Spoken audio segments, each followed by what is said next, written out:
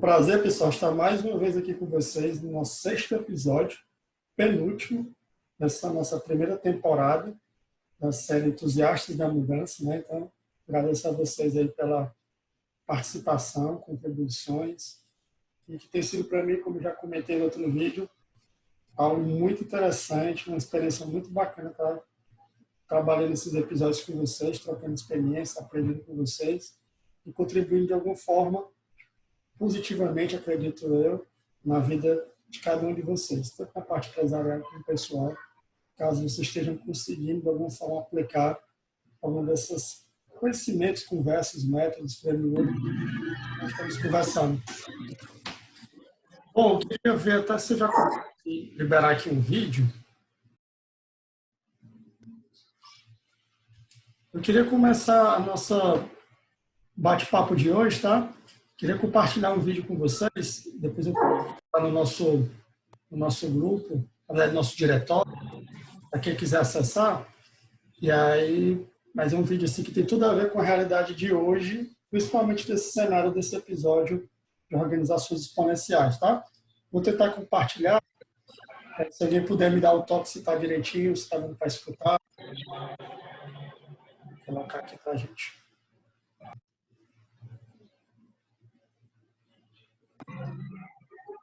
Mas vou compartilhar aqui só, antes de compartilhar, vou só falar um pouquinho do nosso episódio.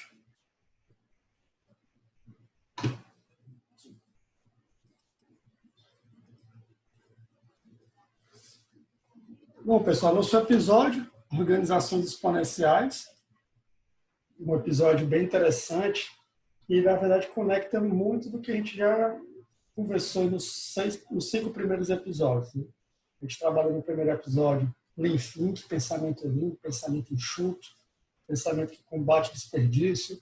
No segundo episódio, nós falamos de sistema Kanban, onde a gente tenta pegar esse processo já comentado no Lean Think, mas trabalhar de forma contínua, através do quadro Kanban. A gente tem lá o WIP, o Work in Progress, para a gente poder limitar o trabalho, e a gente conseguir fazer com que os nossos processos entreguem mais rápido, de forma mais ágil. No terceiro episódio, nós falamos de gestão ágil de projetos com Scrum. Falamos do mundo do ágil e entramos mais na metodologia Scrum. No quarto episódio, a gente falou sobre, se eu não me engano, foi sobre Design Thinking. No Design Thinking, a gente começou a conversar sobre criatividade, sobre um processo de criação, a questão da empatia, a gente poder pegar uma ideia, começar com um problema, pesquisar, ver qual é a visão do cliente, a percepção dele, enfim, para que a gente possa ter a inovação real, né, que seria a ideia, mais a implementação. E no penúltimo episódio, no episódio anterior, desculpem, a gente falou sobre o framework Kinevin, onde a gente dividiu, né, os problemas, as possíveis soluções em 4 quadrantes, através do autor da metodologia, que era o óbvio, clean, o complicado, complexo e caótico. A gente conversou sobre isso, conversamos que no ambiente de design thinking, no ambiente mais de experimentação, se enquadra mais a metodologia de design thinking na parte de complexo, experimentação, teste. O Lean se enquadra mais no ambiente mais óbvio, mais clean, ali entre complicado e óbvio. Gestão ágil de projetos com Scrum, ela permeia entre os domínios complexo e complicado, e aí a intenção é que a gente possa experimentar, entregar, receber feedback do cliente, ter essa interação, essa adaptação. E aí agora nós estamos falando de organizações exponenciais, que esses 5 episódios, vocês vão ver que o modelo dessas organizações, elas perpassam por inovação, design thinking, metodologia de Scrum, metodologias voltadas a questões complexas. Enfim, todos os 5 episódios, vocês vão ver que tem uma conexão muito boa com o episódio 6, tá? E aí, você já conhece as minhas formações, só no contexto de uma última, que eu tive a oportunidade de concluir ontem, que foi bem interessante, que é o HCM Walk to Agile Practitioner, né? Foi o Gestão de Mudanças em ambientes ágeis, né? Foi uma experiência muito bacana. E aí eu consegui essa informação que eu queria lá, tá? Lembrando para a gente os nossos manifestos: ser protagonista e não coadjuvante da mudança, ser tolerante ao risco e aprender rápido, ser ágil, ser adaptativo. Esse tópico é o que mais vocês vão escutar dentro desse episódio de organizações exponenciais. E também vamos falar que engajar e motivar as pessoas é fator crítico de sucesso nessa mudança para atingir resultados, nessa jornada. Tá?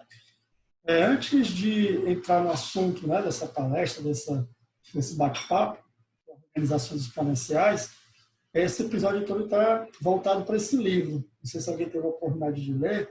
Eu passei um videozinho para quem pode ter assistido no YouTube, um videozinho mais de resumo desse livro. E depois vocês vão ver dentro do diretório. Eu compartilhei também um podcast de resumo desse livro. Coloquei também um questionário que avalia se a organização que a gente trabalha é exponencial ou não. É bem interessante, eu vou comentar sobre isso.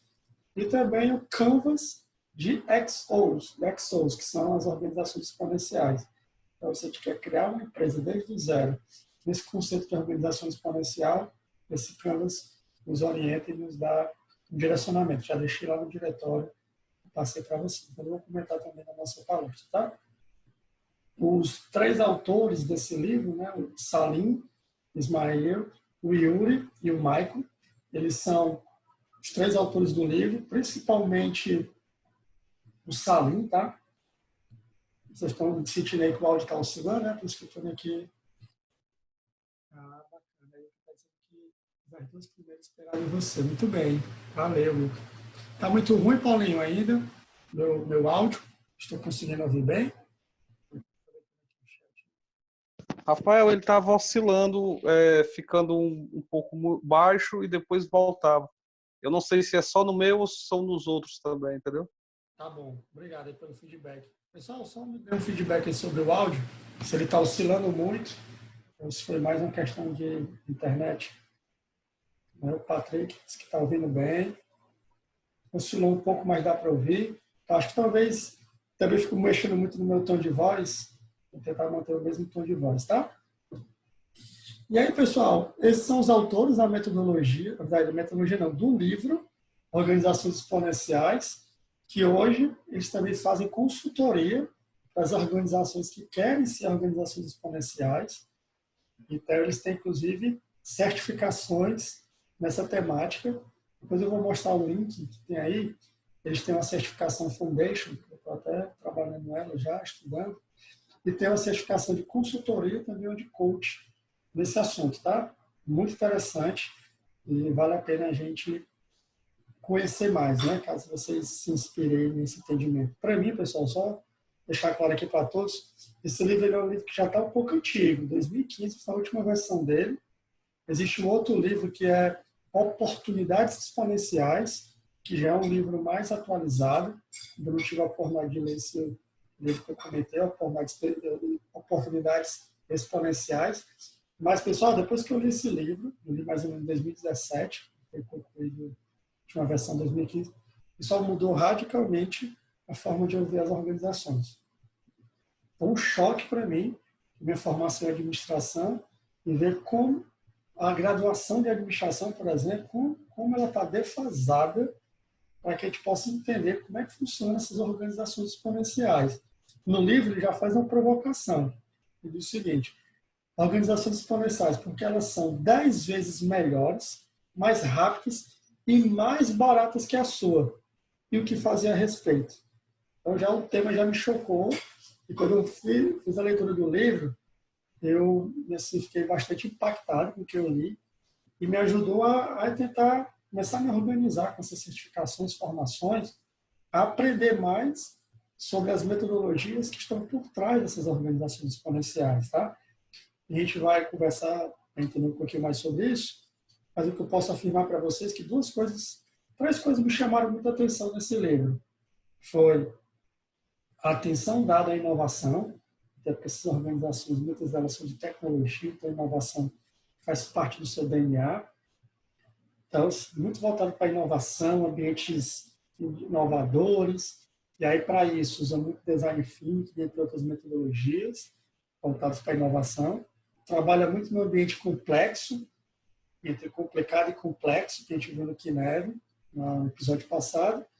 E uma outra coisa que me chamou muita atenção foi a utilização de métodos ágeis de projetos, porque todas as entregas são muito ágeis, têm voltado com a visão de projetos ágeis.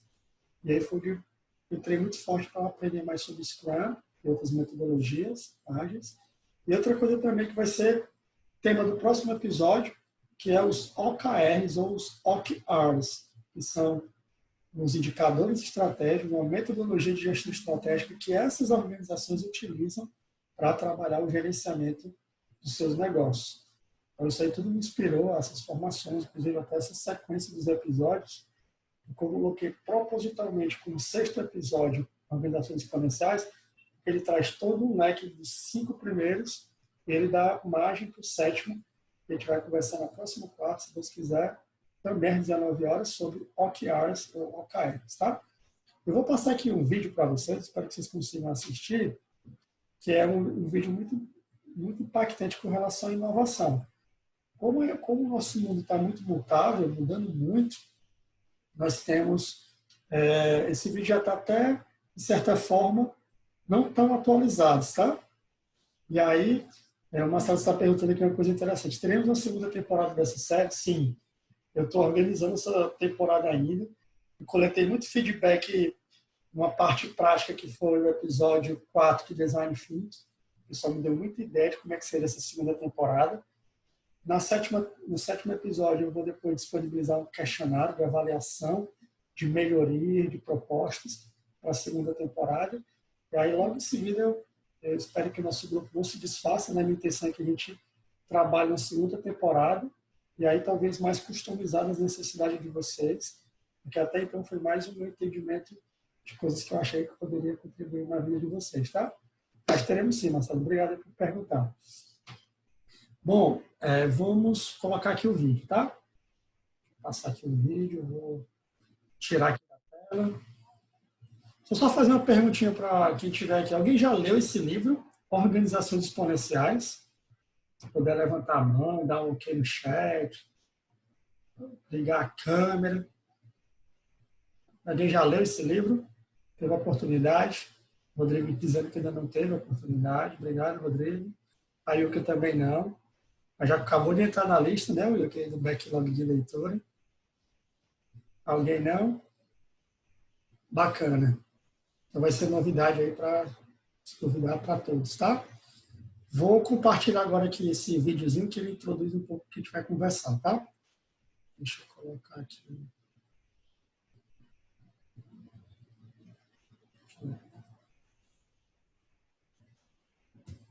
Deixa eu compartilhar aqui com vocês, tá? Só um minutinho. Pronto. Vou colocar aqui se vocês conseguem escutar.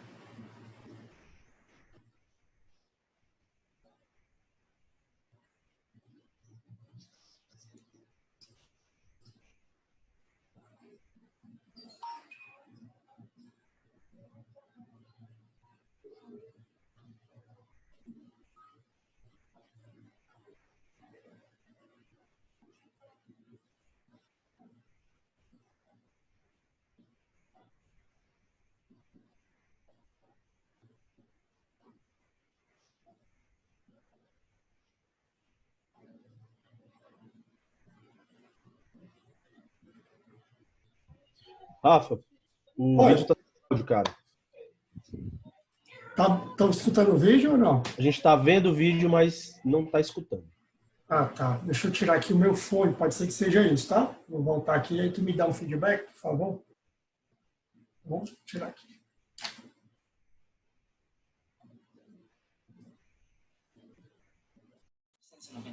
A Kodak tinha 170 mil. Tá dando para ouvir, Marcelo? E vendeu 85%. Show. Todo o papel fotográfico. Tá sim. No curso de poucos anos, o modelo de negócios dela desapareceu e eles abriram falência. O que aconteceu com a Kodak vai acontecer com um monte de indústria nos próximos 10 anos. Você poderia imaginar, em 1998, que 3 anos mais tarde você nunca mais iria registrar fotos em filme de papel? No entanto, as câmeras digitais foram inventadas em 1975. Assim como acontece com todas as tecnologias exponenciais, elas foram decepcionantes durante um longo tempo, até se tornarem imensamente superiores e dominantes em poucos anos. O mesmo acontecerá com a inteligência artificial, saúde, veículos autônomos e elétricos, com a educação, impressão em 3D, agricultura e empregos. O software irá destroçar a maioria das atividades tradicionais nos próximos 5 a 10 anos. O Uber é apenas uma ferramenta de software. Eles não são proprietários de carros e são agora a maior companhia de táxis do mundo. A Airbnb é a maior companhia hoteleira do mundo, embora eles não sejam proprietários. Inteligência artificial. Computadores estão se tornando exponencialmente melhores no entendimento do mundo. Nos Estados Unidos, advogados jovens já não conseguem empregos. Com o Watson da IBM, você pode conseguir aconselhamento legal com 90% de exatidão se comparado com os 70% de exatidão quando feito por humanos. Por isso, se você está estudando direito, pare imediatamente. Haverá 90% menos advogados no futuro. Apenas especialistas permanecerão. O Watson já está ajudando enfermeiras a diagnosticar câncer, 4 vezes mais do que enfermeiras humanas. O Facebook incorpora agora um software de reconhecimento de padrões que pode reconhecer faces melhor que os humanos. Em 2030, os computadores se tornarão mais inteligentes que os humanos. Veículos autônomos. Já em 2018, os primeiros veículos dirigidos automaticamente aparecerão ao público. Ao redor de 2020, a indústria automobilística inteira começará a ser demolida. Nossos filhos jamais necessitarão de uma carteira de habilitação ou serão donos de um carro. Isso mudará as cidades, pois necessitaremos 90% a 95% menos carros para isso. Poderemos transformar áreas de estacionamento em parques. Cerca de 1.200.000 pessoas morrem a cada ano em acidentes automobilísticos em todo o mundo. Temos agora um acidente a cada 100.000 quilômetros. Mas com veículos autodirigidos, isso cairá um acidente a cada 10 milhões de quilômetros. Isso salvará mais de 1 milhão de vidas a cada ano. Companhias tradicionais de carros adotam uma tática evolucionária e constroem carros melhores. Enquanto as companhias tecnológicas, Tesla, Apple, Google, adotarão a tática revolucionária e construirão um computador sobre rodas.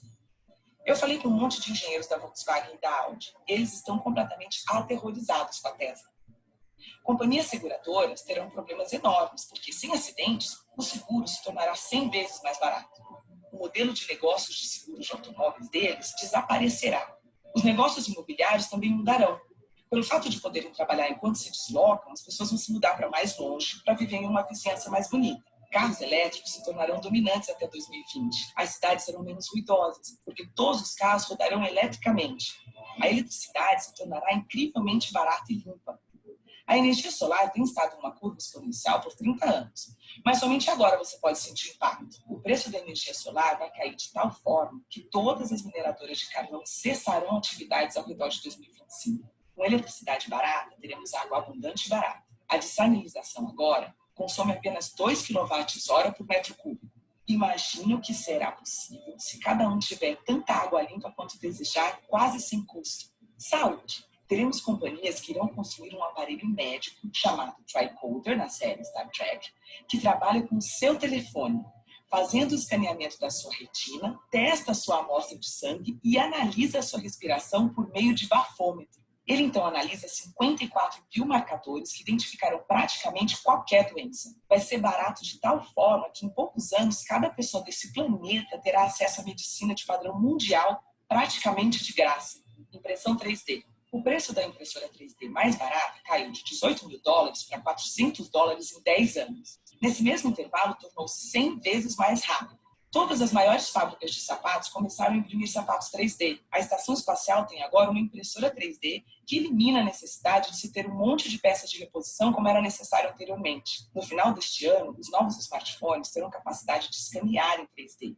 Você poderá escanear o seu pé e imprimir sapatos perfeitos em sua casa. Na China, já imprimiram em 3D todo um edifício completo de escritórios de 6 andares. Lá por 2027, 10% de tudo que for produzido será impresso em 3D. Oportunidades de negócios. Se você pensa em um nicho no qual gostaria de entrar, pergunte a si mesmo, será que teremos isso no futuro? E se a resposta for sim, como você poderá fazer isso acontecer mais cedo? Se não funcionar com seu telefone, esqueça a ideia. E qualquer ideia projetada para o sucesso no século XX estará fadada a falhar no século XXI. A agricultura. Haverá um robô agricultor de $100 no futuro. Agricultores do terceiro mundo poderão tornar-se gerentes de suas terras em vez de trabalhar nelas todos os dias. Atualmente, cerca de 30% de todas as superfícies agriculturáveis são ocupadas por vacas. Imagine se tais espaços deixarem de ser usados dessa forma. Há muitas iniciativas atuais de trazer proteína de insetos para o mercado. Eles fornecem mais proteína que a carne. Deverá ser rotulada de fonte alternativa de proteína, porque muitas pessoas ainda rejeitam ideias de comer insetos. Existe um aplicativo chamado Moods.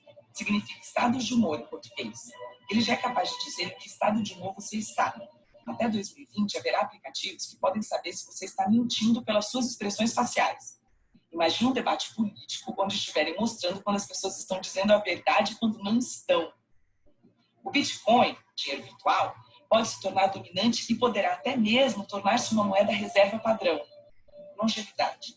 Há 4 anos, a expectativa de vida costumava ser de 79 anos. E agora é de 80 anos. Atualmente, a expectativa de vida aumenta uns 3 meses por ano. Por volta de 2036, haverá um aumento de mais de 1 ano por ano. Ou seja, todos passarão a viver vidas longas, possivelmente bem mais que 100 anos. Educação. Os smartphones mais baratos já estão custando $10 na África e na Ásia. Até 2020, 70% de todos os humanos terão um smartphone. Isso significa que cada um tem o mesmo acesso à educação de classe mundial. Estamos vivendo a 4ª revolução industrial. Bem-vindos!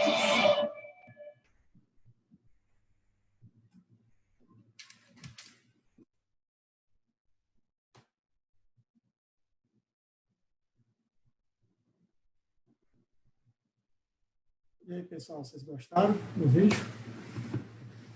Eu vi um pouco vocês, é um pouco impactante, um vídeo de 2017, mais ou menos. Eu queria escutar vocês, o que vocês acham? Acho que é muito terrorismo com o futuro, vocês acham que isso é muita coisa realidade? É bem atual. Gostei. Tem muita coisa que já até está acontecendo, né? A questão do smartphone, a questão do carro já tá melhorando bastante. Tem muita coisa no vídeo que já aconteceu. Isso. Achei bem interessante. Bacana. Mais alguém quer comentar alguma coisa? Se manifestar? Realidade, né? O que foi me falando aqui foi a Wilka. Perfeito. Esse vídeo, como eu falei, ele foi de 2017, se eu não me engano, ou seja, já tem muita coisa que já aconteceu e era muito de previsões, né? Podia falar até de 2020, mas enfim, né? As coisas estão evoluindo de uma forma assustadora e as organizações também. E aí, esse vídeo é interessante porque ele dá uma introdução a esse tema de organizações exponenciais, que é basicamente as principais insights do livro do Ismail, tá? Que eu vou conversar com vocês agora, tá bom? Depois eu passo um momento para a gente também discutir algumas questões dos insights desse livro. Vamos lá. Deixa eu compartilhar aqui nosso material. Bom, então, já falamos, já falamos aqui dos autores, né? O Salim Ismail, né? Hoje ele é um grande consultor nessa área, ele é sempre convidado para falar desse tema. E é uma grande referência no mundo de consultoria para essas organizações. Tá? Um pouquinho do storytelling da apresentação, né? Um contextozinho, que é basicamente os principais tópicos do livro.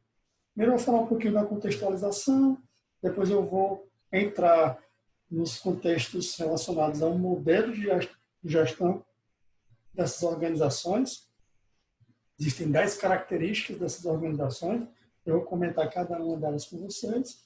Falar um pouquinho de implicações para se implantar organizações exponenciais, como construir, falar um pouquinho de executivo exponencial e falar um pouquinho de como a gente pode tentar trazer esse assunto todo para a nossa realidade através de um questionário, que a gente pode fazer uma autoavaliação das nossas empresas e em cima dele pode dar vários gaps, né, várias oportunidades de a gente desenvolver trabalhos para fazer as organizações tradicionais estarem na rota das organizações exponenciais, tá?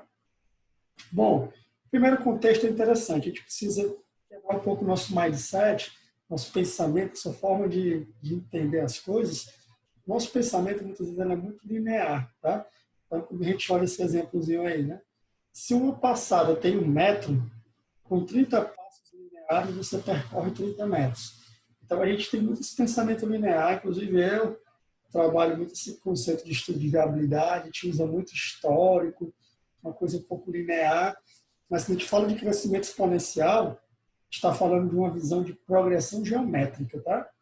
Então, é como se fosse o seguinte, ó, se a gente tivesse nesse mesmo entendimento, uma visão exponencial, se cada passada de 1 metro, tá? Eu tiver uma visão de PG, né, de progressão geométrica, eu sempre elevando, né, uma passada, na segunda passada elevada a 2, e a gente vai fazendo esse cálculozinho de sempre estar fazendo uma acumulação dos resultados. Cada passada de 1 metro, numa visão geométrica, se fizesse 30 passos, de 1 metro, numa visão exponencial, isso daria um tamanho de crescimento de 26 viagens ao redor do mundo. Então, você imagina como é diferente você pensar de forma exponencial. Você pensar, lembra da progressão geométrica, PG, tudo elevado a N? Então, cada passo você vai acumulando, levando a N. Então, isso nos mostra que a gente, muitas vezes, tem muito esse pensamento linear e a gente não foi, como eu posso dizer, educado para pensar de forma exponencial. Tá? A gente vê aí um exemplo da realidade da gente, o Covid, né? Muitas pessoas têm muito difícil fazer a previsão do Covid pela questão de ser exponencial. Não consegue ter uma linearidade, apesar de a gente já ter muitos históricos de outros países. Então, se fala muito na curva ascendente, ou seja, estamos falando de questões diferentes do que a gente tem acostumado a conversar, entender, a planejar, tá? E as megas tendências que a gente conversou aí, que a gente viu, na verdade, no vídeo, né? A inteligência artificial e a análise de dados.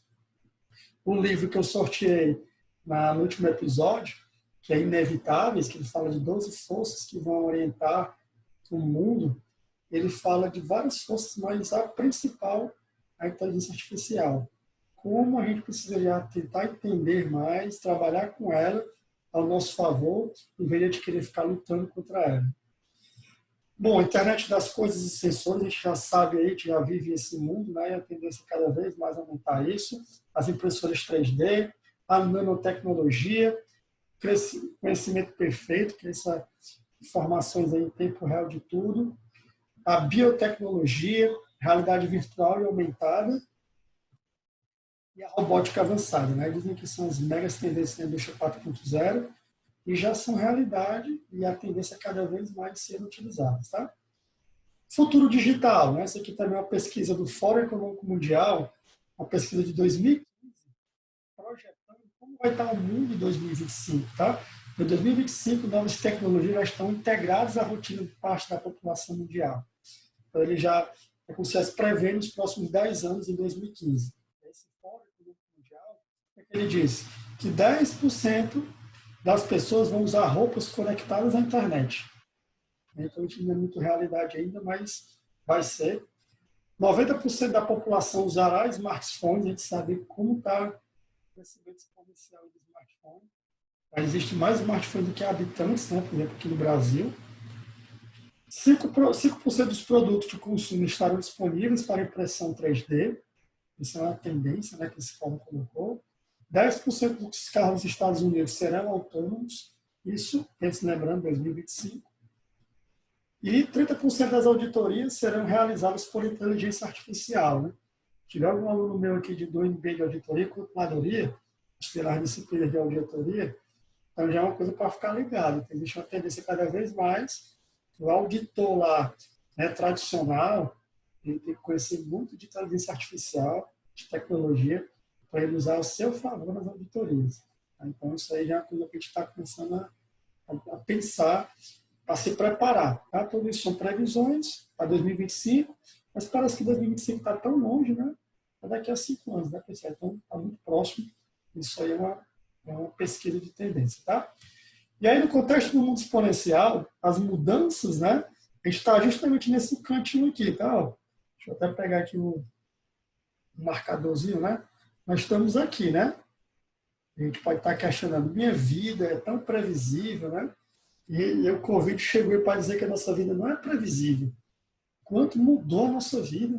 Quer dizer que pós-Covid nós vamos ter uma nova, uma nova vida, né? Uma nova era.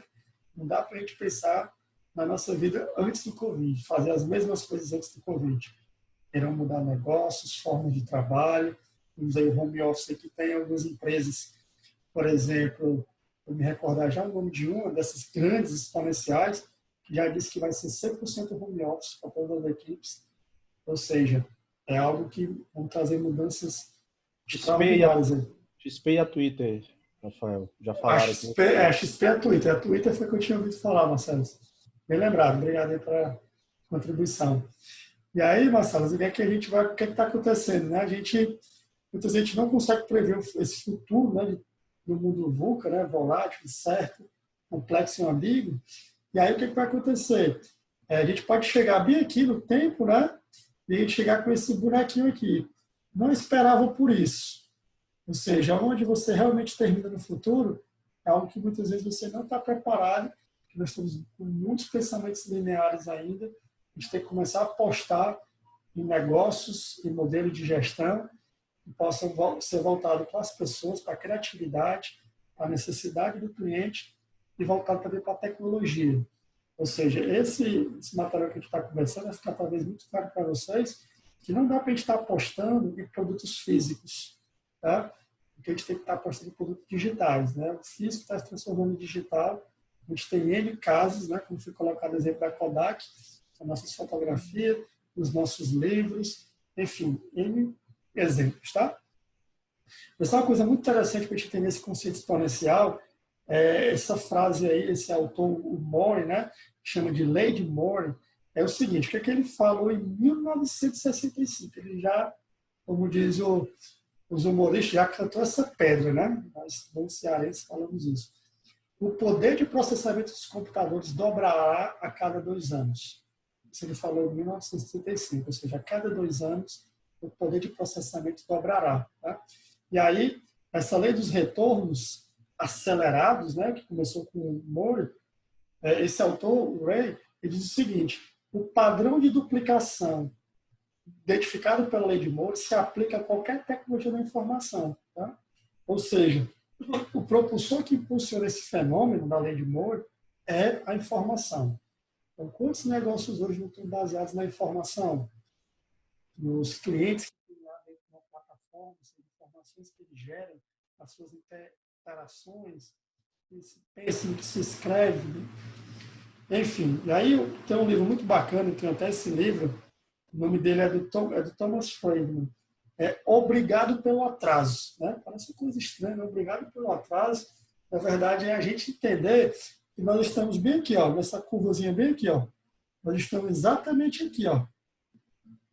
Se a gente está exatamente aqui, a gente ainda é obrigado pelo atraso. Ainda é possível a gente começar a ter esse mindset mais voltado para a questão exponencial. Tá? Para eu tirar o áudio, né? O fone acho que está oscilando muito, tá?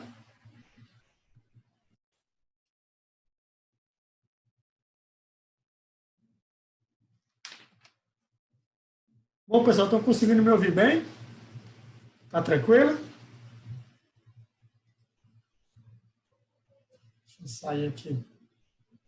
Ótimo. Obrigado aí pelo retorno. Marcelo colocou uma coisa bem interessante aqui para a gente, né? Conseguimos fazer previsões por mais 20 ou 30 anos. Depois haverá uma singularidade, onde não conseguiremos mais imaginar como será o mundo. Marcelo, eu acho que você está extremamente certo, mas eu sou um pouco mais pessimista com essa frase. Acho que vai ser ainda... Talvez a gente consiga nem prever 20 anos, né? Talvez um pouco menos a gente já... Ou seja, talvez a gente consiga prever 5, 10 anos no máximo. Apesar daquela universidade bem conhecida, né, Marcelo? A Singularity University. Ela fala justamente previsões para daqui a 20, 30 anos. Talvez seja nessa linha que você está falando. Aí depois eu também acredito que a gente não vai conseguir. Tá? Enfim. Então, pessoal, nós estamos bem aqui. Por isso que ele fala, obrigado pelo atraso. Tá? Então, esse autor ele fala justamente isso. Ele faz um comentário bem legal.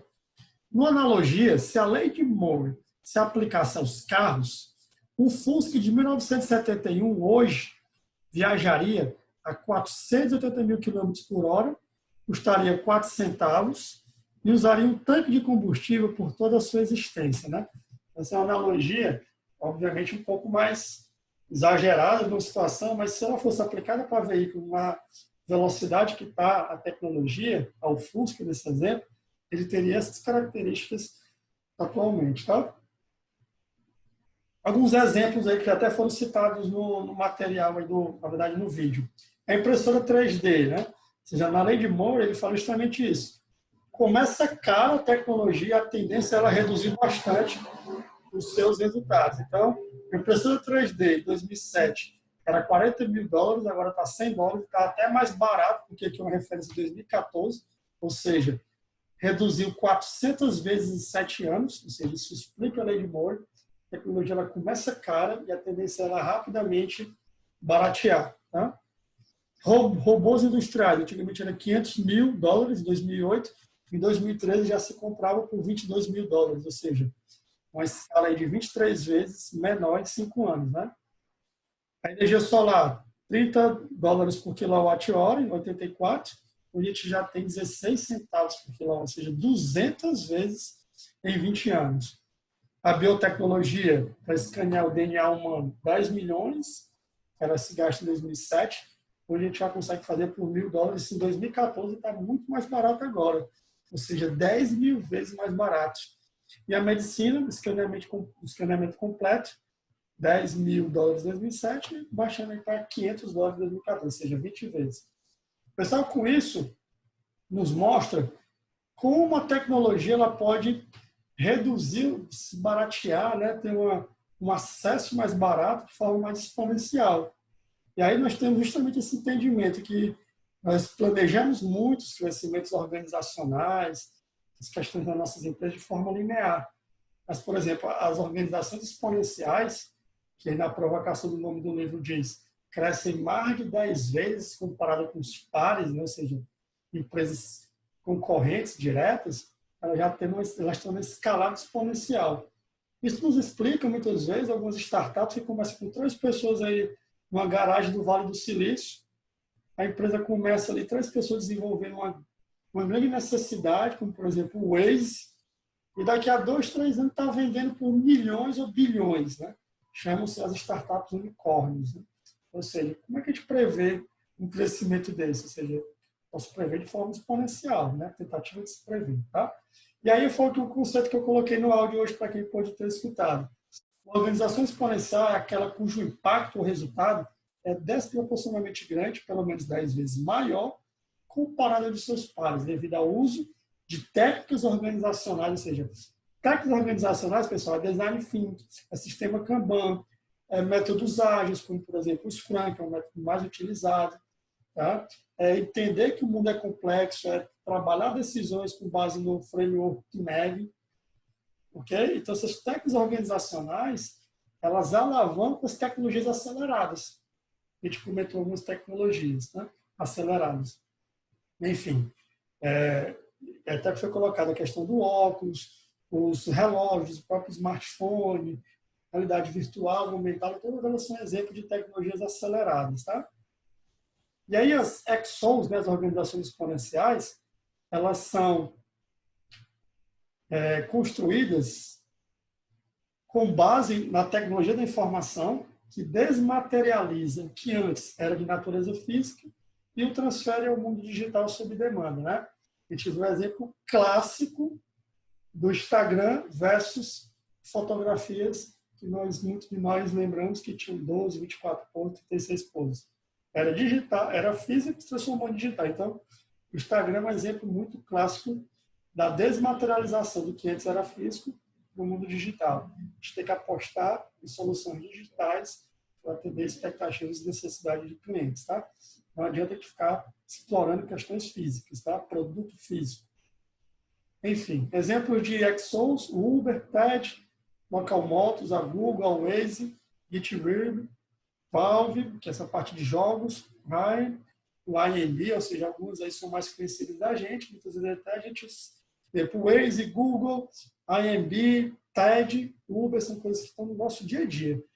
Hoje são coisas que a gente, por exemplo, não consegue viver mais sem. sem pesquisar alguma coisa no Google, sem antes de sair de casa acessar o Waze, usar o Uber, se for viajar, obviamente que nós estamos no cenário de viagem, mas o Airbnb, tá? Enfim. E aí, olha só aqui alguns exemplos de desempenho dessas organizações exponenciais. A Airbnb, 90 vezes mais anúncios por colaborador com relação a seus pares. GitWeb, 109 vezes mais repositórios por colaborador. Ou seja, o desempenho não é só financeiro, tá? Esse 10 vezes mais do que os pares são questões de produtividade financeiras também. Clientes, né? Que a gente chama de comunidade. O Quirk, né? Bem de consumo, desenvolvimento de produto 10 vezes mais rápido, 29 dias contra 300 dias em média. A Google Ventures, né? Que é a investidora da Google, era duas vezes mais investimentos em startups, em estágio inicial, 10 vezes mais rápido o processo de design. A Valve, que é de games, 30 vezes mais valor de mercado por colaborador. Tá? Ok, pessoal? Deixa eu fazer uma coisa aqui para perguntar para vocês como é que está até agora aqui. Deixa eu desconectar aqui. Tá tranquilo o nosso bate-papo? Deu para se entender um pouquinho mais do que essas organizações exponenciais, com os exemplos, com a questão da exponencialidade. Tá tranquilo? Alguém quer falar alguma coisa? Dá um ok, comentar. O Silene está dizendo que está tranquilo, ótimo. Marcelo também, perfeito. Né? O Paulinho também está gostando, a Zoete, perfeito, maravilha. Fique à vontade, como o Marcelo fez aí para contribuir, fazer alguma pergunta, tá? Mas eu volto a discutir com vocês, tá? Bom, vamos lá. E aí, pessoal, o que é que tem mais aqui para a gente conversar? Esse aqui estou resumindo um livro, né, em 1 hora, então é muita coisa, mais para dar um gostinho para vocês a explorarem mais esse tema, né? O momento irídio é um tema interessante que se coloca no livro, é um momento de um projeto que no final da década de 90, na Motorola, ela tinha a seguinte realidade: celulares grandes e caros, cobertura apenas em grandes cidades, né, big cities. Torres de telefonia eram muito caras. A grande oportunidade que eles tiveram foi o seguinte: o que é que eles estavam entendendo, né? Na época, no final da década de 80. Qual era a oportunidade que eles viram? Fazer uma rede de satélites para oferecer cobertura global. Era muito focado também na parte da telefonia, principalmente nos interiores, que não tinham muito alcance da telefonia. E aí eles não tiveram, vocês vão observar aí nesse exemplo, aquele entendimento da lei de Moore, que a tecnologia, ela com o tempo, a cada 2 anos, ela acelera. Então, na época, eles tiveram um pensamento muito estático. Poxa, hoje a realidade tem pouca cobertura e eu vou investir em novos satélites, ou seja, eu vou investir em quê? Eu vou investir em físico. E aí o momento irídio, ele tem uma correlação com 77 satélites que tinha lá no projeto, tá? E foi um projeto orçado em 1 bilhão, para trabalhar em 12 anos, e eram 77 satélites, ou seja, 77 satélites corresponde ao irídio, que é o 77 na tabela periódica. Né? E aí, a viabilidade do projeto era muito simples. Caso 1 milhão de pessoas do planeta aderissem, gerava viabilidade para esse projeto de 1 bilhão. Tá? E aí, qual foi o resultado? Houve uma queda nos custos de instalação das torres, porque ele sabia que as torres eram muito caras e ia jogar o satélite, mas o que aconteceu com a tecnologia, as torres começaram a reduzir os seus gastos de instalação, reduziu o custo e o tamanho dos celulares, e aí houve um aumento expressivo da velocidade da rede, ou seja, eles apostaram no físico, ou seja, nos satélites, em vez de entender que a lei de Moore, ela já acontece, já é uma realidade, e aí foi um grande case aí de como não investir, em questões físicas, né? No caso, foi o exemplo de satélites. E apostar que a tecnologia ela vai evoluir e vai ter ganho de escala, aí, como a gente viu nos exemplos. Tá? E aí o Salim fala justamente isso, momento irídio. Utilizar ferramentas lineares e tendências do passado para prever o futuro em aceleração. É o resumo desse exemplo. Tá? Outro caso interessante foi o da Nokia versus o Waze. A Nokia, pessoal, o que foi que ela fez? Ela queria trabalhar a questão de ter um monitoramento de como é que estava o trânsito das cidades. E aí o que foi que ela apostou? ela apostou num projeto onde ela ia comprar vários instrumentos, né, como se fossem fotossensores, que gerassem informação de como é que está o trânsito e gerar informação para ela divulgar para os seus clientes. Ou seja, isso seria uma forma de ter o controle do tráfego. Ou seja, eles apostaram na parte física, em sensores, nas estradas, nas ruas, né? Aí o que foi que o Waze veio? O Waze utilizou o próprio celular da gente, o nosso smartphone, como se fosse esse conector, tá? Como se fosse esse conector. E aí o que aconteceu? Não precisava investir em vários sensores. O nosso próprio celular era um sensor ambulante, ou seja, nós somos sensores ambulantes no Waze. A nossa informação gera feedback para criar todos os algoritmos do Waze da parte do trânsito. Ou seja, o Waze apostou na tecnologia, apostou nos smartphones das próprias pessoas e usar o sensor do GPS das pessoas. E a Nokia apostou em infraestrutura e a Nokia quase que quebra com esse projeto. Tá? Então, é outro exemplo clássico aí no mundo dos negócios que não vale a pena apostar em questões físicas, somente voltadas para a tecnologia. Né? E aí tem um caso interessante desse Jack aí, Andraka, que ele diz o seguinte: aos 14 anos, esse rapaz aí, o Jack, desenvolveu sozinho um teste de detecção de câncer pancreático em um estágio inicial que custa apenas 3 centavos. Olha só, o poder de informações que esse gênio, obviamente que ele tem um QI assim, fora de série, mas o poder de informação, de conhecimento que ele teve, ele conseguiu, como autodidata, desenvolver esse teste que custava apenas 3 centavos.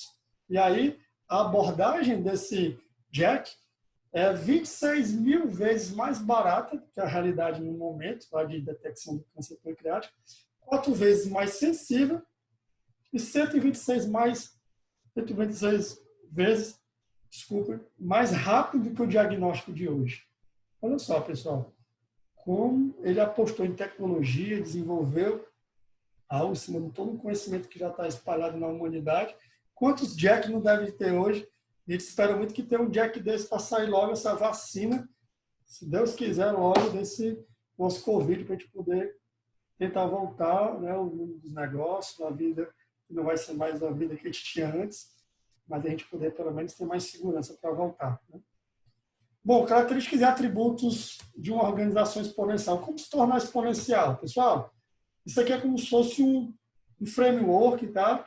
São ideias que esses autores pesquisaram nesse livro, eles pesquisaram todo esse comportamento dessas organizações exponenciais, como a gente pegou aqueles exemplos, e tentou criar meio que um modelo de negócio dessas empresas, um modelo de gestão, ou seja, coisas que eles têm, características que fizeram tornar, ou que fazem ainda se manter uma organização exponencial.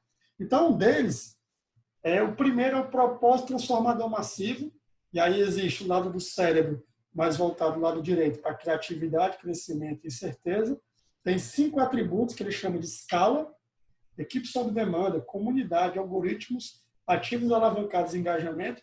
E o lado esquerdo, ordem, controle e estabilidade, no lado mais exato do nosso cérebro, onde está falando de interfaces, dashboards, experimentações, autonomia e tecnologias sociais. Vamos falar um pouquinho deles, tá? Propósito transformador massivo. Pessoal, essas organizações, elas têm uma coisa bem interessante que mexeu muito comigo, porque eu gosto muito de trabalhar nessa questão de estratégia, planejamento estratégico. A gente até hoje, a gente é muito acostumado com o conceito de missão, visão e valores. Esse propósito transformador massivo é o que essas organizações, ou seja, todas elas têm esse propósito transformador massivo, e ele trabalha como se juntasse missão, visão e valores numa frase única, de forma simples, mas de forma impactante. Tá? E aí o propósito transformador massivo é como se fosse algo propósito transformador, ou seja, é algo como se fosse o que a empresa espera, existe um propósito daquela organização, e esse propósito é transformador, e o conceito de massivo é que ele atinge um público mundial. Tá? Ou seja, por exemplo, a Singularity University, ela ela tem lá como grande PTM, né, que é o Propósito Transformador Massivo, ter projetos que vão impactar mais de 1 bilhão de pessoas, ou seja, os projetos da Singular, que são projetos voltados para a erradicação da fome, da miséria, da água potável no mundo, da energia solar distribuída de forma, né? Ou seja, projetos que vão impactar 1 bilhão de pessoas, ou seja, um conceito de massivo, não é um conceito de uma localidade, é o que pode, não tem fronteiras, né, geográficas, tá? E aqui alguns exemplos de propósito transformador massivo. Ideias que merecem ser espalhadas. É o PTM do TED. Todo mundo conhece o TED, é aquele evento que se apresentam ideias, né, em 15 minutos, se não me engano. Essas ideias merecem ser espalhadas, ou seja, é uma frase bacana, simples, mas que gera um grande propósito. E aí o que acontece? O pessoal fala que os PTMs eles ajudam muito as organizações, é como se fosse um imã, atrai talentos. O senhor tem um propósito que eu acho muito legal, ideias que merecem ser espalhadas, pode me deixar interessado em trabalhar no TED. Então, ela é como se fosse um imã. Esse PTM ele ajuda como um imã para as organizações. A Google, organizar a informação do mundo. Tá? Então, olha só que propósito bacana do Google. Ela está trabalhando para isso e ela está investindo muito forte em inteligência artificial. Eu acredito que a Google brevemente vai estar mudando esse PTM e vai focar na inteligência artificial para o nosso uso do dia a dia. Ela está investindo muito forte nisso. E daqui a pouco ela vai estar possivelmente trabalhando um novo PTM, mas que isso, ela está organizando essa informação do mundo, beleza, para quê, né? Então, não só para isso, que ela já tem hoje como serviço, mas também para poder vender uma inteligência artificial que possa nos orientar a perguntas que ela possa nos responder e nos ajudar. Bom, a Singularity Invest, que eu acabei de falar para vocês, vai impactar positivamente 1 bilhão de pessoas. E a Quick, tornar a invenção acessível, que é a empresa de tecnologia, tá? Criatividade. Então, pessoal, só um exemplo de trocar missão, visão e valores por frases de impacto, transformadoras, né? Que para a gente é muito difícil mudar esse mindset de missão, visão e valores com PTM, tá? Mas todas elas têm isso. Só antecipando um pouco, o PTM, essas organizações exponenciais, elas não trabalham em planejamento estratégico para 3, 5, 10 anos. Geralmente elas trabalham planejamentos anuais e fazem ciclos de inspeção como se fossem dos métodos ágeis. Elas usam os OKRs, como modelo de planejamento estratégico, e ela planeja ciclos pequenos de 3 meses para depois ter um feedback e fazer sempre uma mudança. Metas anuais que é divididas em... A gente vai conversar muito no próximo episódio sobre isso. A gente quebra essa meta anual em metas trimestrais e vai inspecionando, adaptando a estratégia. O PTM do lado esquerdo, né, que é o lado direito, criatividade, crescimento e certeza. Equipe sob demanda é muito o conceito de integrar equipes internas e externas em projeto. Cita muito o exemplo do próprio Uber com relação à equipe sob demanda, ou seja, todos os motoristas do Uber, eles não são funcionários nem do Airbnb, os inquilinos não são funcionários, e nem os motoristas da Uber, ou seja, é uma equipe sob demanda, ela trabalha sob demanda, de acordo com a necessidade dos clientes. Então, se a gente conseguir montar modelos de negócio nesse estilo do Uber, Airbnb, ou seja, a gente não precisa ter os ativos, né, que é até um conceito aqui mais embaixo, ativos alavancados, a gente consegue ter essas equipes sob demanda e gerar algo que possa beneficiar uma comunidade, gerar trabalho e renda para as pessoas. Vilela. Fala. Vilela, é Bruno. Amigo, como é que você vê, na sua visão, o PTM da Uber, do Airbnb, né? Vamos botar, e o iFood? Hoje, como é que tu visualiza o PTM deles? Eu não cheguei, Bruno, a pegar a frase que eles têm, certo? Mas acredito que todos eles têm o PTM. E assim, o PTM, para a gente que eu, como você, também trabalha com planejamento estratégico, né? Uhum. A gente tem um PTM que a gente não consegue mensurar, né? Como se fosse uma visão mensurável, né? Então, eles usam como se fosse um alinhamento de propósito, sabe? Eu entendo mais assim, sabe, Bruno? E aí, eu não sei, agora pós-Covid, vão ter alterações, porque para negócios, com alguns dos negócios impactaram bastante, principalmente a Airbnb, que depende muito do turismo, do deslocamento, né? Então, acredito que possa ser que eles façam alguma revisão no propósito, ou então trazer um propósito mais para a realidade deles, que antigamente o Airbnb ele estava investindo antes do Covid, não sei se vocês sabiam, não sei se você sabia, Bruno, investindo em hotéis próprios, tá? Ele está começando a ver que isso não faz mais sentido, tem que voltar para o pensamento inicial do Airbnb, que é ser os moradores, né, um parceiro de equipe sob demanda para o seu negócio funcionar. E eles estavam investindo em ativos alavancados e eles pararam totalmente desse foco que eles estavam tentando trabalhar. Então, Principalmente o Uber, que o Uber hoje ele deu, o último resultado parece que deu menos 17 bilhões, né, de prejuízo. certo. Resultado financeiro, né, Bruno? Ele ainda está no negativo. A Uber. Mas, Bruno, eu vejo muito, a gente que tem um pouco também essa visão de contábil, né, de administração contábil, o que essas organizações elas são avaliadas são pelo valor de mercado, né? Então, Por que eu te pergunto?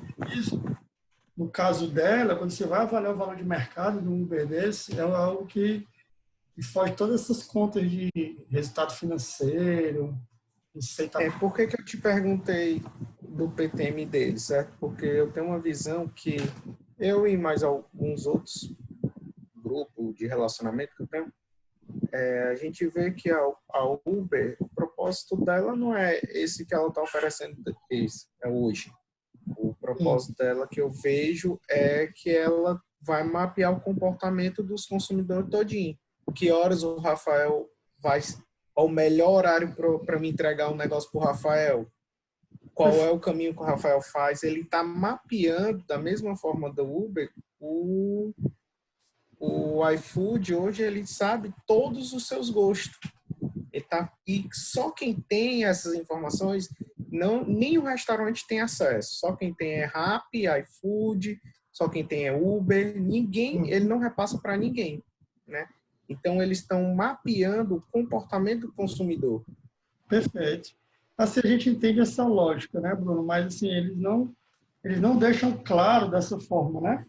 Eles trabalham um propósito que seja mais motivador, engajador para todo o time, para eles. Como é que sabe que por trás de todas essas organizações exponenciais, como você citou, o Facebook, né, o próprio Instagram, agora tem o TikTok, né? E tudo, eles estão mapeando, assim, e aí o grande valor de mercado deles é essas informações, esse conhecimento que eles têm, né? Então, por isso que o valor de mercado dessas empresas é gigantesco, porque eles têm todo esse conhecimento que pode ser usado para criar inúmeras estratégias, não é isso? Exato. Perfeito. Beleza, Bruno. A gente conversa mais se você puder participar do de OKR, que vai falar um pouquinho mais de PTM de novo, tá? Mas obrigado aí pela contribuição, viu? Nossa. Valeu. E aí, comunidade multidão é um conceito de uma organização exponencial que busca integrar os projetos de comunidades e mesmo multidão para efetivá-los. Qual a ideia? Essas empresas não trabalham com clientes, eles trabalham com comunidade, multidão. Aí cita muito o exemplo da Apple, né? Ou seja, comunidade, multidão, fãs. Ou seja, quando está o lançamento da Apple, como é que a gente explica ter pessoas dormindo em fila para você comprar esse produto, né? Então, esse é um conceito de extrapolar o conceito de cliente. Parceiros, comunidade, fazer algo mais exponencial, que se chama de multidão também. Os algoritmos, desenvolver algoritmos que façam acontecer resultados superiores, ou seja, todas essas empresas têm grandes algoritmos que a propriedade intelectual deles, né? Por exemplo, o da Google, de fazer as pesquisas, o do Uber, de calcular as rotas, de fazer essas questões todas, né, que a gente comentou e o Bruno também comentou, das empresas, ou seja, esses algoritmos que eles foram criados é que a propriedade intelectual é algo que é comum nessas organizações exponenciais. Tá? Ativos alavancados, a gente usar ativos externos sob forma de locação, permuta ou compartilhamento.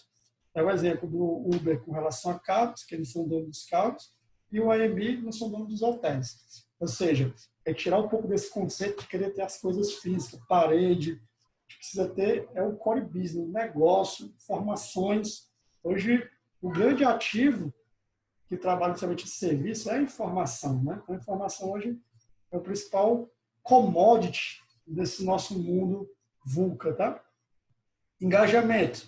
Criar modelos para engajar pessoas na realização de tarefas mediante jogos, sistema de reputação e prêmios, né?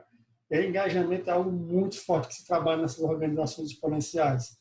É trabalhar a criatividade, fazer com que as pessoas tenham premiações, incentivam muito a inovação. Essas equipes, elas são extremamente horizontais, tem pouca liderança, não tem aquele organograma que a gente conhece, né, com muitos chefes, são equipes autogerenciadas, auto-organizadas, muito no conceito de métodos ágeis que a gente conversou, tá? O lado esquerdo, que é o lado da ordem, cultura e estabilidade, as interfaces é justamente o momento que a gente tem as ferramentas que recebem essas informações dos clientes, né? Por exemplo, o Uber, quando recebe a solicitação de uma rota, tudo isso é a interface de informação do algoritmo com a interface com o cliente. Então, isso aí é algo extremamente importante, ter ferramentas para favorecer essas interfaces. Os dashboards, né? Ter mecanismo de acompanhamento efetivo em tempo real. Então, são indicadores em tempo real, dashboards. E aí dá um gancho muito para os OKRs, que é o que a gente vai conversar no episódio 7. Né? Todas as empresas trabalham com OKRs. Esses OKRs trabalham indicadores em tempo real, com inspeção e adaptação. Então, isso é algo muito bacana. A experimentação, ter processos de experimentação que possam testar e validar ideias inovadoras. Né? Então, se trabalha muito naquele domínio do framework Kinero, para quem assistiu ano passado, que é o domínio do complexo, que é a tentativa, erro, sondagem, inspeção, adaptação, para depois trazer algo que precisa de experimentação para o campo do complicado ou do óbvio, que seria fazer algo mais escalável. Tá? A autonomia tem estruturas que proporcionam liberdade, flexibilidade, se possível, crie paixão do colaborador. Então, a autonomia não é independência, a autonomia é interdependência. É todo mundo trabalhar com objetivos claros, com propósitos claros, para conseguir, né, ter resultados sem precisar de tanto chefe, de tanta passada de bastão em termos de comunicação. O Marcelo colocou uma coisa interessante aqui. Ó. Medição do isolamento social hoje é outro exemplo, que utiliza o deslocamento entre torres de celular de cada um para medir se estamos ou não saem de casa. Perfeito, Marcelo. Esse exemplo foi fantástico, né? Hoje a gente consegue dizer quantos % das pessoas estão em confinamento por conta das torres de celulares, mas imaginando que todo mundo tem celular, que é essa realidade. Então, antigamente a gente não poderia ter um tipo de informação como essa, né? Boa, Marcelo. Ótima intervenção, sugestão. E as tecnologias sociais, pessoal, que tem a ver com permitir, né, que as equipes tenham como se fosse Facebooks da própria empresa, né? Por exemplo, a Google, né, tem uma intranet, né, um estilo Facebook, né, que você pode interagir, que você pode criar grupos, ou seja, tudo isso que facilite as interações humanas e as informações. Ou seja, a gente trabalha muito forte com tecnologias sociais, tá? O autor do livro, Eric Ries, que ele tem um livro muito bacana, Lean Startup, ele fala o seguinte sobre experimentação, tá? Que é um desses itens. Falhar rápido para corrigir rápido. Esse é um mindset muito interessante, uma forma de trabalhar.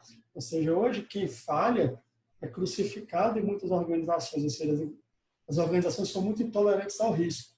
Elas precisam trabalhar mais a questão dos riscos de forma, obviamente, controlada, falhar rápido para corrigir rápido. Ele fala uma coisa bacana também. No mercado moderno, a regra é quem aprende mais rápido ganha. Ou seja, quando eu tenho uma empresa muito fechada, muito verticalizada, muito tradicional, que não permite espaço para experimentação, para tentativas de feedback rápido do cliente, adaptar o produto, ela corre um grande risco de não se manter no mercado, porque quem está aprendendo mais rápido vai partir na frente, porque a gente sabe como nossos clientes, né, nós somos clientes, nós não somos tão fiéis mais às marcas, né, então a gente vai muito para a necessidade, o que nos traz realmente atender nossos anseios. E aí os OKRs está dentro do dashboards, que a gente vai conversar no episódio 7, o nosso último episódio, E já faço aqui um convite para vocês. Não percam o 7º episódio, que no final tem uma surpresa muito bacana para vocês. Para quem quiser, vai ter um sorteio de algo muito bacana. Eu vou comentar umas coisas legais aí que vai servir entre uma temporada e outra, né? Então, essa é a primeira e a segunda. Vai montar um negócio bacana aí para quem quiser participar. E vai ter um sorteio aí para quem estiver participando do nosso último episódio. OKRs, né? Que são esses indicadores dashboards. Os OKRs envolvem foco, simplicidade, ciclo de feedback mais curto e transparência. Muito parecido com os métodos ágeis de projetos, tá? Geram insights, melhorias, são mais fáceis de ver e implementar. Uma medição que começa, inclusive, os times, né? Os times que trabalham OKR, a gente vai conversar sobre isso no próximo, eles têm autonomia para decidir sobre suas metas, fazendo sentido nas metas corporativas, né? Então, isso é muito bacana. As organizações exponenciais, elas trabalham muito no conceito de criar plataformas tecnológicas, tá? Ou seja, fazer com que eu possa escalar o meu modelo de negócio, as pessoas possam utilizar, ter inúmeras informações, conteúdo bacana, interessante para as pessoas, tá? É um conceito muito forte aqui. As organizações exponenciais ajudam as pessoas e as empresas a se tornarem exponenciais, tá? E aí, só para a gente fechar esse tópico aqui, que eu vou fazer umas perguntas para vocês depois de encerrar, com mais algumas coisinhas. Olha só a comparação entre a organização linear e as características de organizações exponenciais. A organização linear ela tem aquela característica que é muito top-down, hierárquica. Superintendente, diretor, gerente, coordenador, analista sênior, pleno, júnior, estagiário, assistente, né, menor aprendiz, muita hierarquia. Já nas organizações exponenciais nós temos autonomia. Né, autonomia no sentido de independência. Existe uma conexão com algo. Você faz algo, você tem autonomia para entregar resultados, né, direcionar. Tecnologias sociais. A gente fala de organização financeira, organizações lineares, elas são muito impulsionadas por resultado financeiro, o lucro. E não, as empresas exponenciais elas já têm muito foco de seu propósito, de dashboards, ou seja, muito mais do que só indicadores financeiros. Na organização linear tem muito pensamento sequencial, linear. Já na organização exponencial, experimentação e autonomia é a palavra de ordem. A inovação vem principalmente de dentro, nas organizações lineares. Já nas organizações exponenciais, vem através de ativos alavancados, interface com os clientes, a questão de receber o feedback dos clientes para gerar inovação, a questão dos hackathons, aqueles eventos de inovação aberta. É muito comum nessas empresas, onde convidam as pessoas da comunidade, da multidão, a ajudar a resolver problemas na organização. O planejamento estratégico, organizações lineares, sempre ele é uma extrapolação do passado, já as organizações exponenciais, desculpa, elas têm uma grande experimentação, ou seja, os OKRs, eles dão um direcionamento, mas ele dá muita margem para experimentação, para ir atingindo, fazer revisões, ou seja, corrigir a rota mais rápido. Intolerância ao risco, e no caso de organizações exponenciais, experimentação, inflexibilidade do processo, e mais uma vez a palavra é autonomia e experimentação. Tá? Pessoal, eu já estou aqui já esticado aqui nosso tempo. Queria só escutar de vocês o que vocês estão achando até agora, só para fechar com mais alguns poucos slides, eu vou até pular um pouco, já passamos até do nosso tempo. Eu queria ouvir de vocês o que vocês acharam até então desse assunto, comparação da organização linear com exponencial. Vocês estão gostando? Tá bacana? Queria ouvir o feedback de vocês aí, se vocês entendiam esses conceitos, se faz sentido.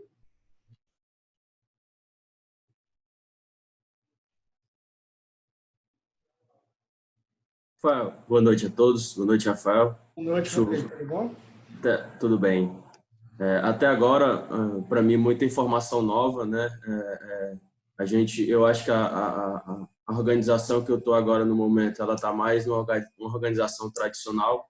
Então, tem muita coisa aí que é muita coisa que a gente entende que pode colocar para dentro, mas há que ter uma mudança de cultura dentro da empresa, né? E como você falou, a mudança pode vir do meio, mas o ideal é que venha de cima, que é para a coisa andar mais rápido. Mas essa realidade é muito longe, está muito longe da empresa que eu estou e de várias empresas que eu já andei dentro aqui de Fortaleza. Então, há uma cultura, sim, linear, pelo menos nas empresas que eu andei dentro, e que realmente há que ter uma mudança de pensamento, né, por todos esses episódios que nós vimos até agora, porque senão as empresas estão fadadas realmente a acabar ou então a diminuir bastante. Perfeito, Rodrigo. Ótimas contribuições. Alguém quer comentar? Rafael, Marcelo aqui. Fala, Marcelo.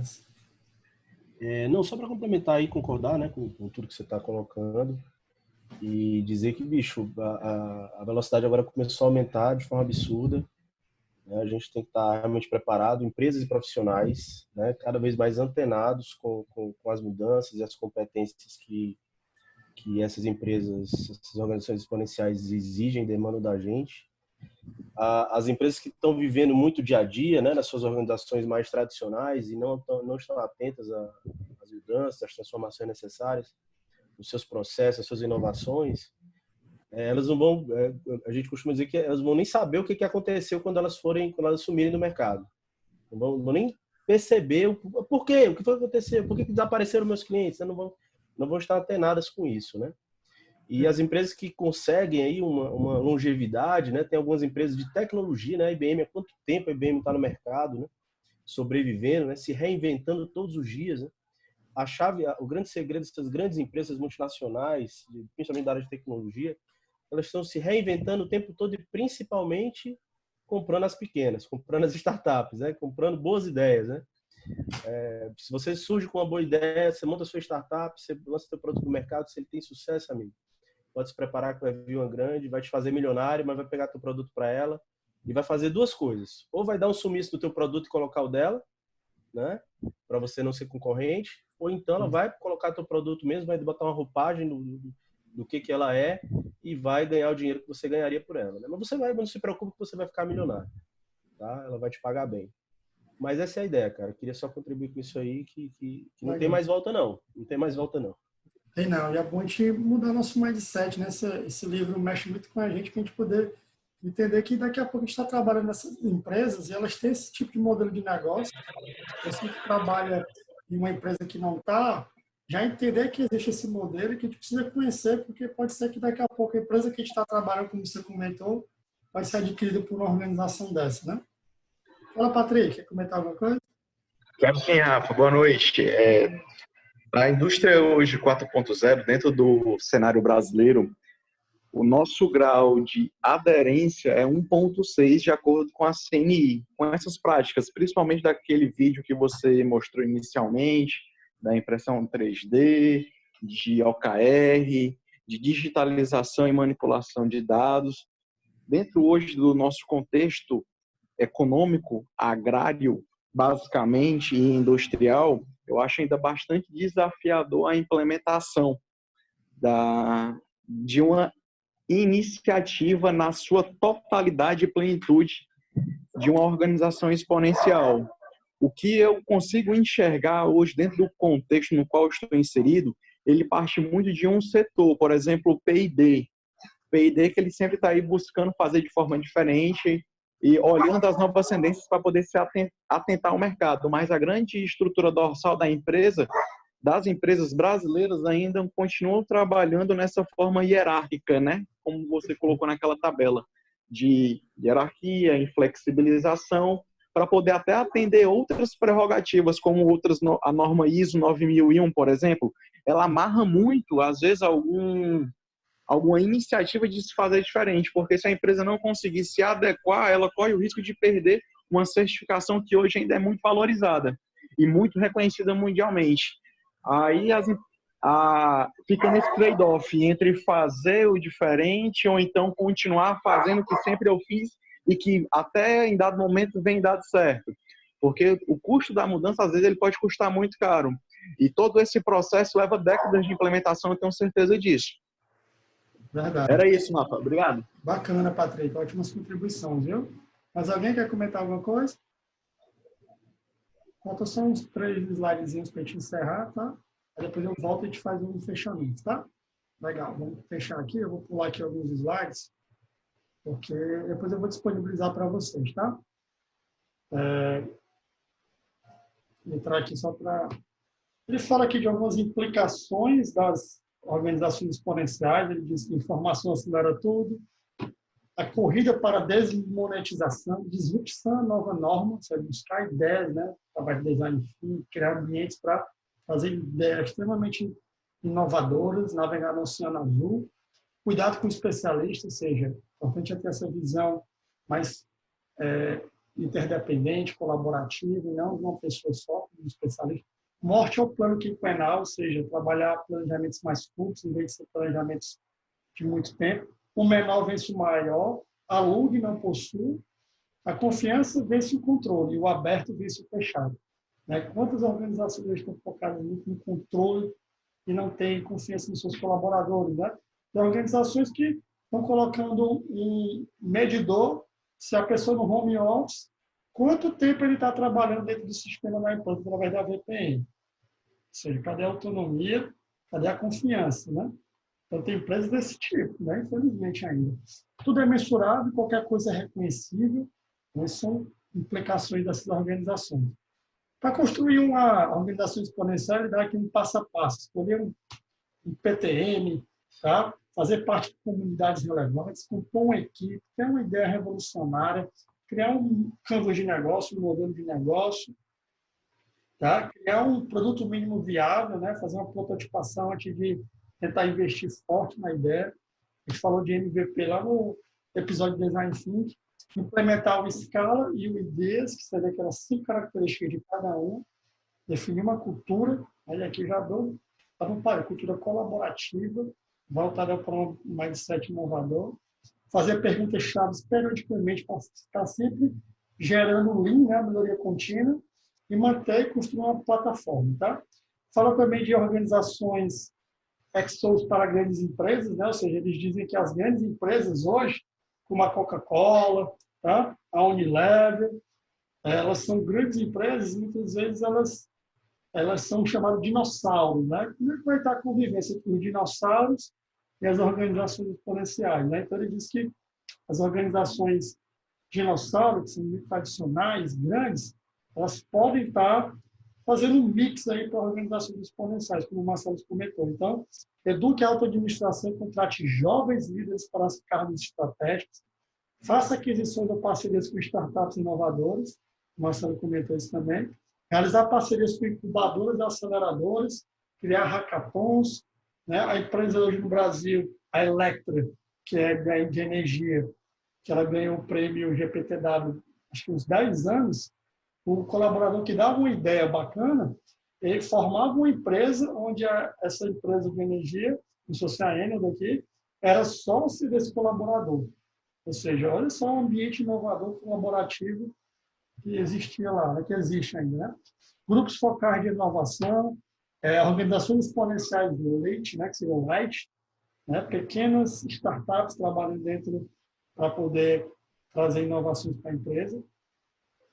E vamos lá. E aí tem também um diagnóstico, depois vocês vão ver com calma, está lá no repositório, tem um materialzinho muito bacana que foi elaborado pelos autores desse livro, que ele diz o seguinte: existem 21 questões que eles criaram, desse entendimento, desse conhecimento que eles tiveram das organizações exponenciais, essa pesquisa dele.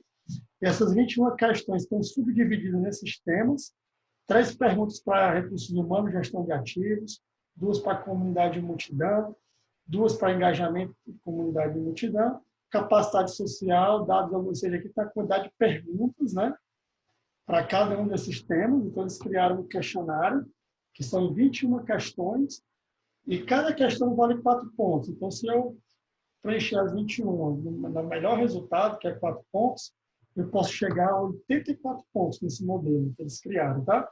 Mas o modelo é tão exponencial que eles criaram, esse questionário, que se elas alcançarem acima de 55 pontos, já são consideradas organizações exponenciais. Ou seja, um pouco mais de 50%, né, elas já são consideradas organizações exponenciais. E aqui tem um rankingzinho de algumas que foram submetidas a esse questionário: GitLib, IMD, Uber. Aqui é a pontuação delas. Ninguém atingiu 84 pontos, tá? A Google, 72,5. Tá? Os top 5, tá? E aqui as top de empresas na Fortune, né? Na época do livro. E aí você tem aí esse site aqui, pessoal, você pode depois acessar, tá? Ele tem lá, tem um curso gratuito, que é uma certificação Foundation de Excel, que eu estou fazendo, estou achando muito bacana. E tem também, ele fala muito da questão do Canvas, tá? Esse se chama Canvas de Organizações Exponenciais. Você coloca o PTM, coloca informações, e aí tem vários itens. Esses aqui são os 10 atributos que a gente comentou sobre o modelo de gestão. E aí, como a gente vai implementar isso, tá? Então, como se eu fosse começar um negócio, em vez de fazer aquele Canvas de negócio tradicional, vou fazer o Canvas de negócios exponenciais, tá? Alguns exemplos. Ele fala o seguinte, o Salinho. Nossos estudos sugerem que para uma organização atingir um valor mínimo de 10 vezes e obter o título de organização exponencial, muitas vezes é preciso apenas 4 dos 11 atributos para ter sucesso.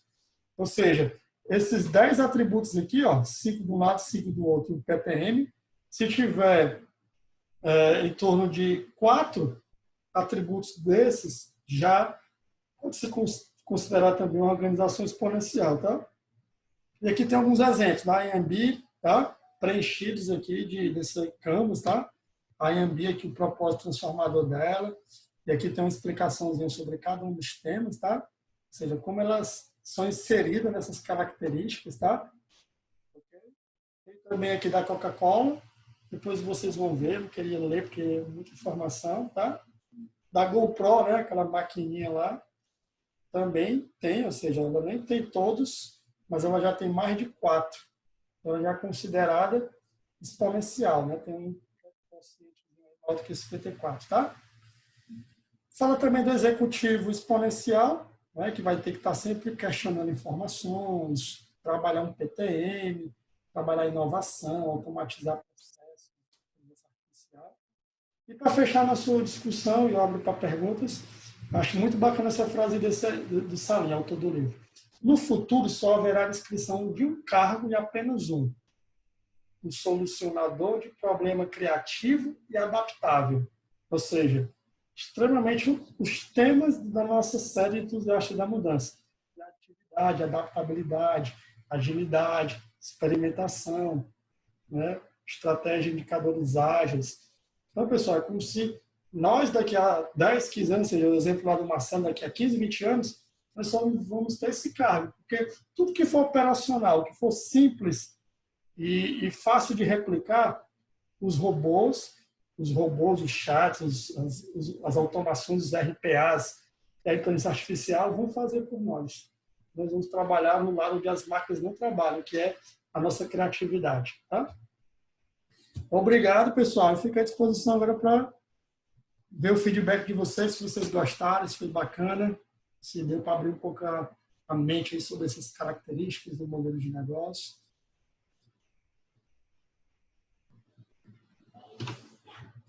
Vamos lá? Se quiser comentar alguma coisa aí, estou vendo aqui no chat. Muito bom. Obrigado, Paulinho. O Rodrigo também, ótima aula. Né? A Ana Paula disse que as empresas clamam por profissionais atualizados e o perfil para essas empresas é de alto nível. Adorei, quero ler o livro, excelente. Marcelo gostou. Muito obrigado aí, Marcelo, pela contribuição. Sei que você é um professor também de inovação, então foi muito bom essa nossa troca aí, para compartilhar conhecimento, aprendizado. Tá? E, pessoal, muito obrigado. Só tenho a agradecer a vocês a audiência até agora. Espero vocês no 7º episódio. A gente vai ter uma grande surpresa, vai ter um sorteio para quem estiver participando. E a gente vai falar um pouco da próxima temporada aí, como é que a gente está pensando em trabalhar, tá bom? Meus queridos, muito obrigado. Bom resto de noite para vocês, boa semana. E aí, vamos aí, vou passar amanhã esses slides para vocês verem. O material de questionário de organizações exponenciais já está disponível para vocês. O Canvas já está disponível para vocês naquele diretório. E sejam adaptáveis, ágeis, para que vocês possam realizar aí os projetos de vocês, os objetivos de vocês, tá? Obrigado, pessoal, e até a próxima quarta, se Deus quiser. Até mais, pessoal. Valeu.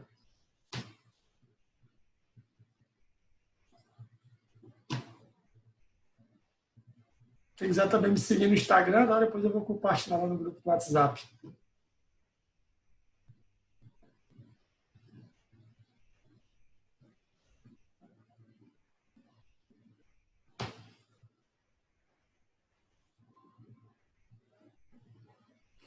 José, eu vou compartilhar sim, tá? Amanhã já deixo disponível.